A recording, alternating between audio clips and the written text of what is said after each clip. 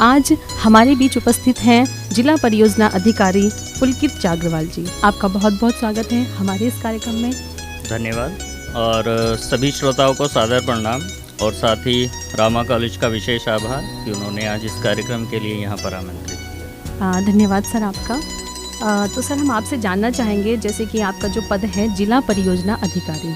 परियोजना मीन्स जैसे कि हम बोलते हैं कि कोई प्रोजेक्ट, हम किसी काम को करने से पहले कोई योजना बनाते हैं, तो आपका जो ये कार्य है वह अधिकार जो क्षेत्र है आपका वो क्या है और आप किस परियोजना के तहत जो है वो ये कार्य कर रहे हैं? आपने बात की कि मैं एक पद पर हूँ और मैं बोलना चाहता हूँ कि मैं एक पद पर हूँ, लेकिन उससे पहले मैं एक गंगा सेवक हूँ। और सभी श्रोताओं से मैं भी कहना चाहूँगा कि आप भी गंगा सेवक बनिए और अपना जो कार्य है वो है नमामि गंगे कार्यक्रम में युवाओं की सहभागिता परियोजना के अंतर्गत युवाओं को गंगा के प्रति, गंगा को स्वच्छ रखने के लिए और हम उसको कैसे निर्मल और अविरल बनाए रख सकते हैं, इसके संबंध में युवाओं को जागरूक करते हैं।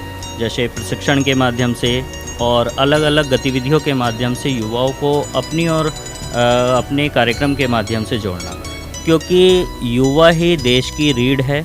यदि हम युवाओं को जागरूक करने में सफल होंगे तो हम निश्चित रूप से अपने कार्य में बिल्कुल जो भी उद्देश्य है परियोजना का उसको हम निश्चित रूप से हम हासिल कर सकते हैं।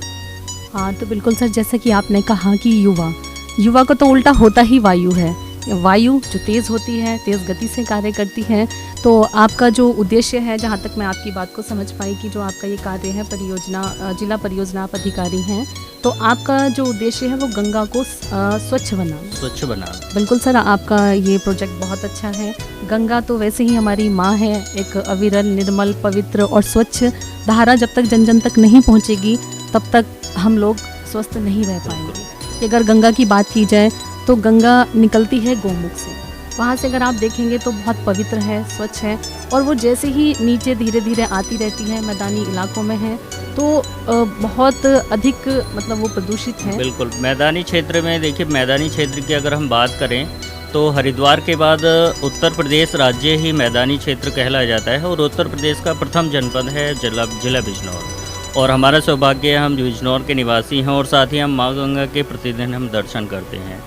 तो एक तरफ हम गंगा को हम माँ कहते हैं, मोक्षदायिनी माँ गंगा, लेकिन दूसरी ओर हम ही गंगा को प्रदूषित करने में सहायक हुए हैं।